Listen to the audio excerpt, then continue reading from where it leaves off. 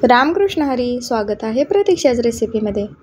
आज आपण करत आहोत टेस्टी आणि खूप प्रमाणात लोह देणाऱ्या राजम्याची भाजी कशी करायची ते. इथे मी जो आपला राजमा असतो तो ओला घेतलेला आहे. इथे बघा राजम्याच्या शेंगा मी विकत आणलेल्या आहेत आणि त्यामध्ये अशा प्रकारचा लाल कलरचा राजमा आहे. अशाच पद्धतीचा बघा वाळलेला देखील राजमा आपल्याला मिळतो. त्याची देखील भाजी खूप टेस्टी लागते. इथे मी सर्व राजम्याच्या बिया आहेत त्याच्यातील सोलून पूर्णपणे त्याचे दाणे काढून घेतलेले आहेत. बघा दिसायला खूप छान दिसतात, लाल कलरचे असे काळपट चॉकलेटी असतात. नंतर कढईमध्ये पाणी गरम करून घेतलं आणि त्यामध्ये ते बिया टाकल्या आणि आता ते व्यवस्थित अशा शिजवून घ्यायच्या. बिया शिजेपर्यंत काय करायचं, फोडणीची तयारी. मी इथे लसूण आणि खोबरं बारीक केलेलं आहे. मी लसूण थोडासाच घातलेला आहे. बघा उन्हाळा सुरू झालेला आहे त्याच्यामुळे लसणाचं प्रमाण कमी करायचं. नंतर जरासा शक्य होईल तेवढा कांदा बारीक कट करून घ्यायचा आणि नंतर टोमॅटो देखील शक्य असेल तेवढं बारीक कट करून घ्यायचा. बघा इथे आपला जो राजमा शिजायला घातलेला होता आपण तो छान असा शिजलेला आहे, मऊ असा झालेला आहे. बघा हा ओला असल्यामुळे तो पटकन शिजला जातो. याचं पाणी देखील बघा लाल कलरचं झालेलं आहे. आता हे पाणी वापरणार नाही आपण. ज्याप्रमाणे आपण पावट्याची वगैरे भाजी करतो आणि त्याचा जर पाणी वापरलं तर बघा त्याचा असा एक वेगळा स्मेल येतो, म्हणून हे पाणी मी टाकून देणार आहे. त्याच्यातले पूर्णपणे राजमे काढून घेतले मी आणि नंतर एका कढईमध्ये तेल टाकून त्यामध्ये जिरे टाकलेलं आहे. जिरे व्यवस्थित असं मी तडतडून घेतलं आणि नंतर त्यामध्ये मी कांदा टाकून घेतला.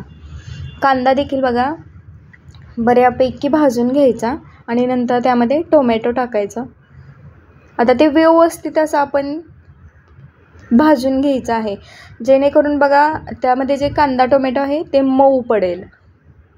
नंतर त्यामध्ये खोबरं आणि लसूण जे आपण बारीक केलेलं होतं ते देखील टाकलं. आता ते व्यवस्थित असं आपण शिजवून घ्यायचं आहे. हे सर्व कसं मऊ पडेल त्यासाठी. आता त्याच फोडणीमध्ये मी थोडीशी मीठ आणि जरासं आपलं धने पावडर टाकलेले आहे. ते व्यवस्थित असं आपण शिजवून घेणार आहोत. बघा 2 ते 3 मिनटाची एक वाफ काढली की टोमॅटो छान असा शिजला जातो. टोमॅटो शिजला की त्याला थोडंसं पाणी सुटलं जातं आणि त्यामध्ये जे साहित्य आहे ते व्यवस्थित असं शिजलं जातं आणि त्याला तेल देखील सुटतं. इथे बघा तुम्ही ग्रेव्ही करून जर वापरली कांदा टोमॅटोची तरीही चालेल, परंतु अशा प्रकारे जर तुम्ही राजमा केला तर चवीला खूप छान लागतो. बघा मी असं व्यवस्थित असं स्मॅश करून घेतलेला आहे. कांदा टोमॅटो शिजल्यामुळे ते पटकन बारीक देखील झालेलं आहे. जर अशी वरून कोथिंबीर घातली आणि नंतर जो राजमा शिजवून घेतला होता तो त्यामध्ये टाकून घ्यायचा. राजमा टाकल्यानंतर व्यवस्थित असं आपण हलवून घ्यायचं जेणेकरून त्या फोडणीमध्ये व्यवस्थित असा तो मिक्स होईल आणि तेलामध्ये थोडासा तो भाजला देखील जाईल. आता नंतर जो आपला साठवणीचा मसाला असतो तो मी इथे वापरलेला आहे आणि ही आहे आपली बेडगी मिरची पावडर. ती मी कलर येण्यासाठी एक छान अशी त्याला तरी येण्यासाठी टाकलेली आहे. जराशी हळद देखील टाकून घेतली आणि ते व्यवस्थित असं मी मिक्स करून घेते, हलवून घेते. बघा आता ते व्यवस्थित असं हलवून घेतल्यानंतर मी झाकून ठेवलं आणि झाकल्यानंतर जे खोबरं आणि लसूण बारीक केलं होतं मिक्सरच्या भांड्यामध्ये ते भांडं स्वच्छ धुवून ते त्या ताटामध्ये टाकलेलं आहे जेणेकरून खाली जो आपण राजमा ठेवलेला होता तो त्याला देखील बघा छान असं तेल सुटलेलं आहे. म्हणजे पूर्ण ती फोडणी देखील मसाले त्याच्यातले फोडणी पूर्णपणे अशी भाजली जाते, त्याला तेल सुटलं जातं आणि वरती जे आपण पाणी टाकलेलं आहे ताटामध्ये ते देखील पाणी छान असं गरम होतं. बघा तुम्हाला जेवढं हवं आहे तेवढ्या प्रमाणात पाणी टाकायचं आहे.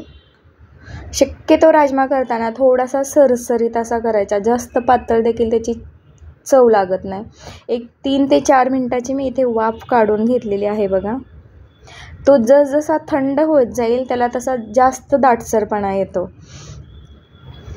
बघा मी भाकरी करेपर्यंत हा एक 10 मिनटामध्ये बऱ्यापैकी थंड झालेला आहे आणि ते दाटसर झालेला आहे. तुम्हाला ही रेसिपी कशी वाटली ती मला नक्की कमेंटमध्ये सांगा आणि चॅनलवर जर नवीन असाल तर नक्की लाईक करा, शेअर करा आणि सबस्क्राईब देखील करा. आता हा राजमा खायचा कसा? हा शक्यतो बघा राजम्याची भाजी आहे ती ज्वारीच्या भाकरीसोबत खूप छान लागते. आता उन्हाळ्यामध्ये बघा भाज्या देखील महागल्या आहेत, तर त्यासाठी ओला राजमा असेल किंवा त्याचे जे वाळलेल्या बिया आहेत ते देखील भिजत घालून त्याची छान अशी टेस्टी भाजी लागते. इथे मी हिरव्या मिरचीचं लोणचं देखील ताटात ठेवलेलं आहे. त्याची देखील मी रेसिपी आपल्या यूट्यूबवर अपलोड केलेली आहे. व्हिडिओ कसा वाटला ते नक्की सांगा आणि व्हिडिओ पाहिल्याबद्दल खूप खूप धन्यवाद.